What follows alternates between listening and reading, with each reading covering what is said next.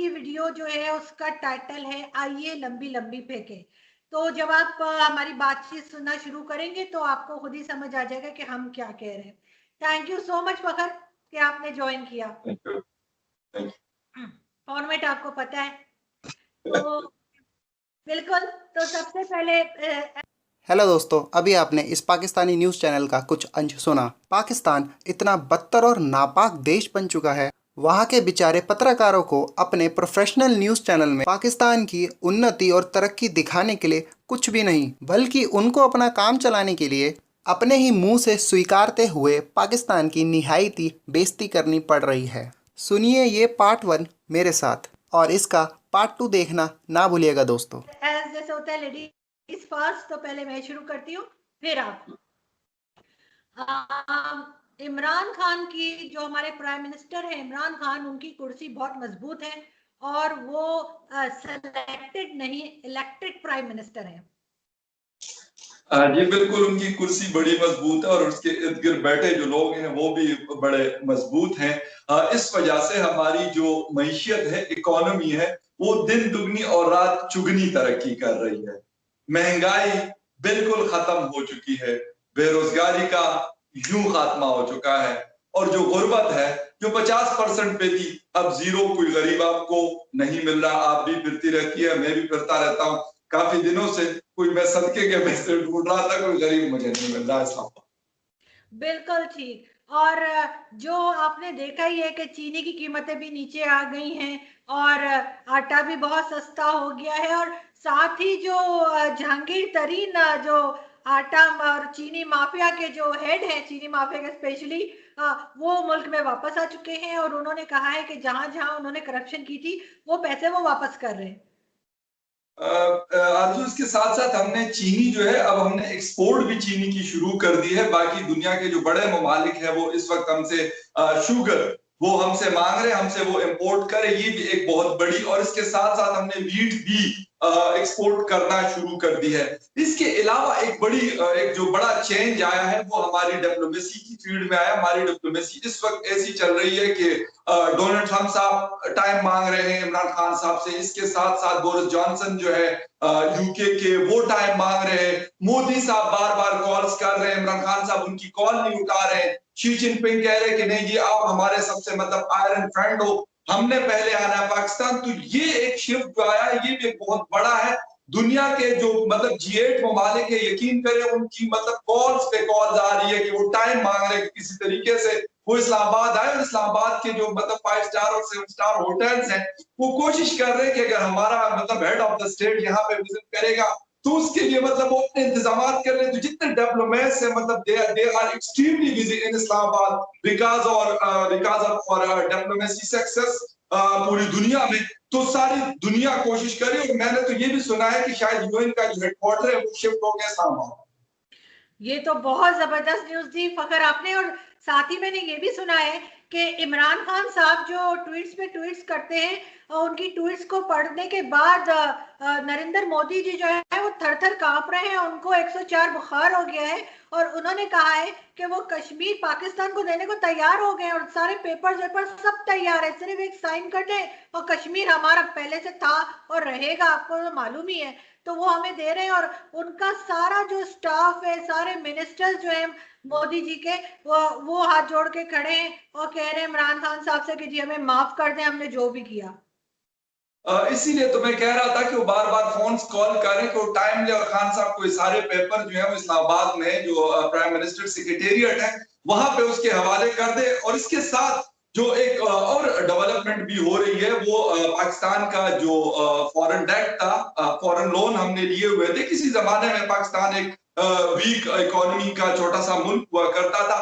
तो वो मुराद सईद साहब और उसके साथ दो चार और लोगों ने मिलकर कोई 200-300 अरब डॉलर्स थे, वो मुख्तलिफ जो डोनर्स थे उनके मुंह पे दे, हमारे बेचारे जो है अपने मतलब उनके मुंह पे पट्टियां वट्टियां चढ़ी हुई। IMF के कुछ लोग हैं और वर्ल्ड बैंक के हैं, एशियन डेवलपमेंट बैंक के हैं, ये मुख्तलिफ। तो वो भी एक बहुत बड़ी डेवलपमेंट हुई है क्योंकि इकोनॉमी जब बहुत ज्यादा बूस्ट की है तो इन्होंने कहा यार मतलब ये इनके मुंह पे दे मार और वो दे मार। और फखर हम लोग FATF से निकल आए हैं, ग्रे लिस्ट में से हम व्हाइट में आ गए हैं। और भारत जो है वो FATF की ब्लैकलिस्ट में जा चुका है, क्योंकि जाहिर उनके करतूत ही ऐसे थे ना कि उन्होंने ब्लैकलिस्ट में जाना ही था, और हमारे करतूत ऐसे थे कि हमने व्हाइट में आना ही था। तो ये एक बहुत बड़ी डेवलपमेंट देखने में मिली है। इसके अलावा आपने ये भी सुना होगा कि शाह महमूद कुरैशी साहब की कुर्सी भी बहुत मजबूत है, और शीरी मजारी उन्हें रिप्लेस करने की बिल्कुल कोशिश नहीं कर रही, और शाह महमूद कुरैशी साहब ने किसी को थप्पड़ भी नहीं मारा। बिल्कुल जी, ऐसी कोई मतलब वो नहीं है, किसी को उसने थप्पड़ नहीं मारा। इसके साथ साथ हमारे यहाँ किसी जमाने में, आरजू शायद आपको याद हो या ना हो, लेकिन लोड शेडिंग नाम की एक चीज हुआ करती थी, एक बला हुआ करती थी, बिजली बहुत ज्यादा बंद होती थी।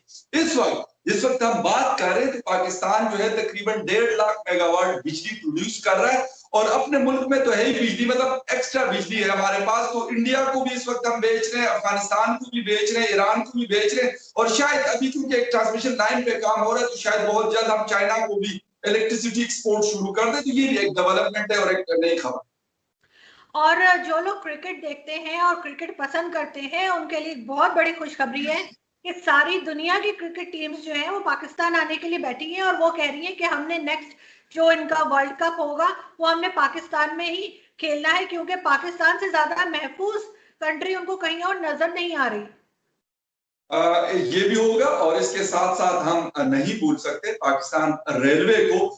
शेख रशीद साहब उसके मिनिस्टर हैं, वो भी इस वक्त जब रेटिंग हुई है टॉप 10 रेलवेज की दुनिया में, तो उसमें पाकिस्तान रेलवे एक दफा फिर नंबर 1 का अवार्ड जीत चुकी है, और तकरीबन 670 किलोमीटर पर आवर वाली जो ट्रेन है वो चलनी पाकिस्तान ने शुरू की। अभी दुनिया के किसी मुल्क में भी वो ट्रेन बुलेट ट्रेन नहीं है, तो वो भी एक बहुत बड़ी खबर है। और उसके साथ अगर आप इजाजत दें तो मैं एक और, हमारी एक एयरलाइन इंडिया ये हुआ करती थी, आपको याद होगा कि उसके पायलट्स को और इस एयरलाइन को किसी जमाने में बैन कर दिया गया था।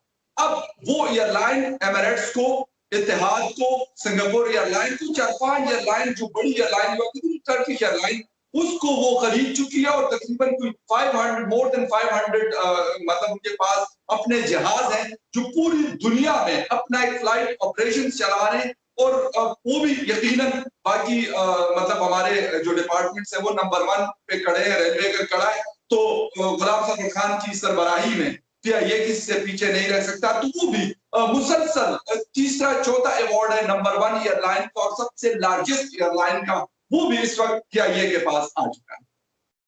बहुत शुक्रिया। और फखर, आपको यकीनन याद होगा कि इस्लामाबाद में जो मंदिर बनने जा रहा था, जिसके ऊपर बहुत शोर शराबा उठा था, तो वो मंदिर जो है वो तकरीबन ऑलमोस्ट कंप्लीट होने जा रहा है, और बहुत जल्दी प्राइम मिनिस्टर जो है वो जाके इनॉग्रेशन करेंगे उसका। और इसके अलावा जो जो मंदिर कब्जा किए हुए थे पूरे पाकिस्तान में माइनॉरिटीज के, हिंदू कम्युनिटी के, वो उनको वापस कर दिए गए हैं, और ना सिर्फ वापस किए हैं, उनको अच्छे से साफ सुथरा करके उनकी बिल्कुल बिल्डिंग को फर्स्ट क्लास करके दिया गया है। और साथ ही मैं ये भी बता दूं कि माइनॉरिटीज और जो मतलब हिंदू कम्युनिटी की स्पेशली और क्रिश्चियन कम्युनिटी बच्चियों को उठाने का जो कहा जा रहा था, वो सब कुछ झूठ था, वो एक प्रोपेगेंडा था, किसी बच्ची को नहीं उठाया गया। और अगर किसी ने उठाया कहा है कि जी बच्चियों को उठा के ले जाते हैं और जबरदस्ती उनका रिलीजन चेंज करवा के और उनकी शादियां कर देते हैं, वो असल में भारत की तरफ से एक प्रोपेगेंडा था जो हो रहा था। पाकिस्तान में हमारे यहाँ जितनी अकलियतें हैं, जितनी माइनॉरिटीज हैं, वो बहुत ज्यादा मजबूत है, और उनको जो है वो जो मेजोरिटी जो मुस्लिम्स है उससे भी ज्यादा राइट हासिल है। कोई उनको ना बच्चियां उठाता है उनकी, ना उनको जॉब्स में कोई प्रॉब्लम है, ना उनके लिए हम लोअर लेवल की जॉब्स रखते हैं, और ना ही हम उनको सेकंड क्लास सिटीजन के तौर पे ट्रीट करते हैं। वो लोग यहाँ इतने खुश हैं कि वो सोच रहे हैं कि भारत से भी सारे हिंदुओं को इधर बुला लें।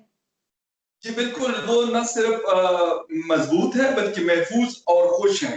इसके साथ साथ कुछ ऐसी भी चीजें डेवलपमेंट हुई है कि इमरान खान साहब की हुकूमत इतनी जबरदस्त चल रही है कि जितने भी अपोजिशन के बड़े बड़े लीडर थे, मियां नवाज शरीफ, आसिफ अली जरदारी, मौलाना फजल रहमान, जमात इस्लामी के सिराजुल हक साहब, महमूद खान अचकजई साहब, असफंदियार वली खान साहब, जितने भी लीडर थे, तो बाकायदा उन्होंने अपना जिसे कहते हैं ना पीर मान लिया है इमरान खान साहब को, और बाकायदा उन्होंने बैत कर लिया आके इस्लामाबाद में, और उन्होंने कहा है कि आप जो कहेंगे खान साहब हम उसी तरीके से इस मुल्क को चलाएंगे। और वो लोग चला रहे हैं। इसके साथ साथ एक जो बड़ी डेवलपमेंट हुई थी, 360 डैम्स बनाए हैं इमरान खान साहब ने, और मतलब उससे जो लाजमी सी बात है, बहुत ज्यादा अनएम्प्लॉयमेंट थी उस जमाने में, वो खत्म हुई है, और उससे तकरीबन 50,000 मेगावाट सिर्फ हाइडल से इस वक्त हम बिजली पैदा कर रहे हैं, सस्ती बिजली। तो ये भी एक बहुत बड़ी मेरे ख्याल डेवलपमेंट है और खबर है दुनिया को बताने के लिए, क्योंकि ये वो खबरें हैं